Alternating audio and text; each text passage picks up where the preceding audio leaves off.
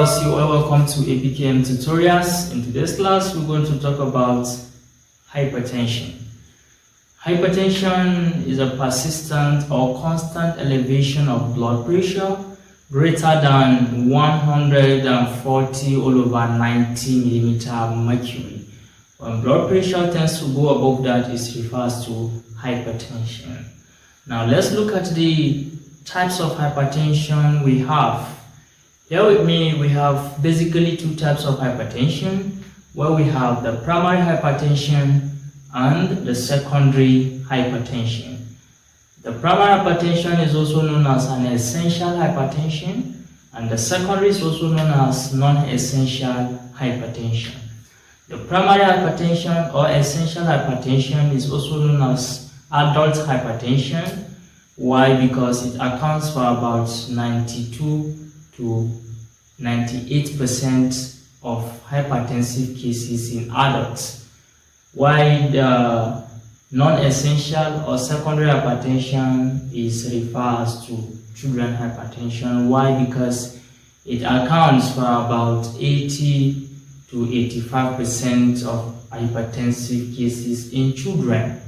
So today we are going to look at the primary hypertension, then before we go into the secondary hypertension. The primary hypertension, known as essential hypertension or adult hypertension, can be also referred to silent killer. Why? Is because the cause is unknown. With up-to-date research is still going on to know the exact cause of primary hypertension. But since we don't know the cause, there are factors in which you are exposed to these factors, it might likely to get the primary hypertension. And what are the factors? The factors are subclassified into two. We have the modifiable factors and non-modifiable factors. The modifiable factors, they are those factors that one can alter or modify. Here you can change. And while non-modifiable, here you cannot alter because they are natural.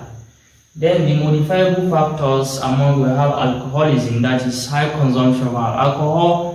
When you are into that, know that you are predisposed to hypertension. Secondly, here we have smoking. All smokers are likely to die young. If you are smoking, know that you are also predisposed to hypertension.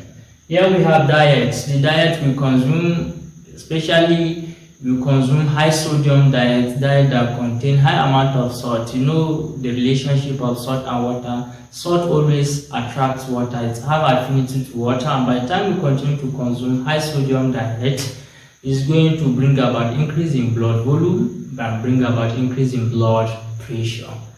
Then here we have obesity. For people who are obese, here you are prone to hypertension because accumulation of fats tends to block in the blood vessels or more pressure in the blood vessels, which will bring about increase in peripheral resistance.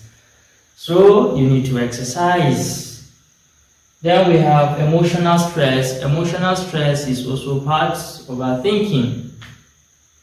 Last, now everybody go chop breakfast. And you start breakfast, so you overthink of anything, especially the situation we are now. You overthink, think. It's going to bring about the release of adrenalines, these chemicals that lead to vasoconstrictors. Aside from emotional stress, also we have anxiety. Anxiety is also one of the modifiable risk factor. When one is so anxious, you are prone to hypertension. Then aside from anxiety, exercise. Lack of exercise, when you engage yourself in sedentary lifestyle, it can lead to obesity. So you need exercise, but not a deep exercise. By the time you exercise too hardly, it's going to cause problem, but you have a minimal exercise. So exercise is part of it. Exercise, you should make sure you don't engage yourself in a high exercise, a minimal exercise. Then non-modifiable factors. Here, the non-modifiable factors, they are factors that you cannot alter or modify. Why? It's because they are natural. The example of non-modifiable, we have the age. The age, can you alter the age? You can't. When you are age, you are age. Hypertension comes with age. Then we have sex. We have sex. Hypertension comes with sex. Sex you cannot alter it. If you are a male, you remain male. If you are a female, you remain female. It can be common in both sex, either in male or female, but female are more prone to it.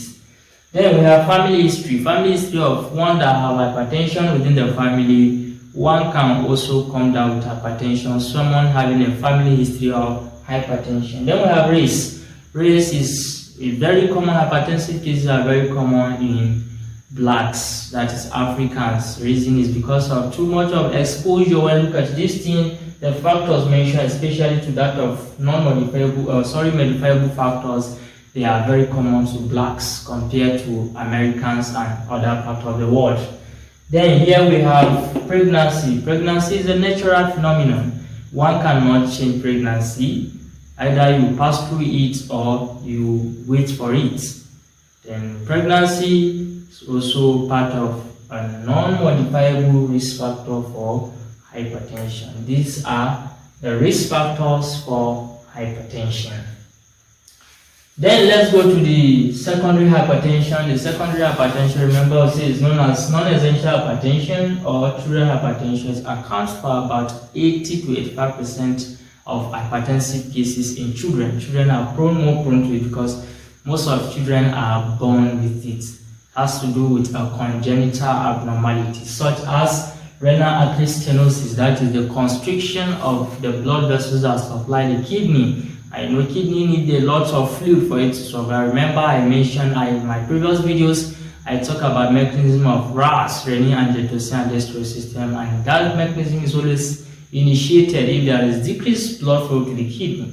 And renal artery stenosis, narrowing of the blood vessels that supply the kidney, may bring about that mechanism which will cause hypertension. Then we have coarctation of the aorta. This is the narrowing of the aorta. Aorta is just an exit route for blood to leave the heart. And by the time there is narrowing of this aorta, it brings about hypertension because there will be diminished tissue perfusion. Blood will not be getting to the various body tissues. Then we have pheochromocytoma. This is the enlargement of the adrenal gland. Abnormal enlargement of adrenal gland, which result in increased secretion of adrenalines. And you know the work of adrenalines, they are chemicals that constrict the blood vessels and exert effect on hearts to increase the heart rate and to narrow the blood vessels, thereby shooting up the blood pressure. Then there are also other diseases that affect the endocrine system, the congenital diseases that affect the endocrine system, the renal system, and the heart itself, lead to secondary hypertension. Then these are the causes of hypertension in secondary hypertension.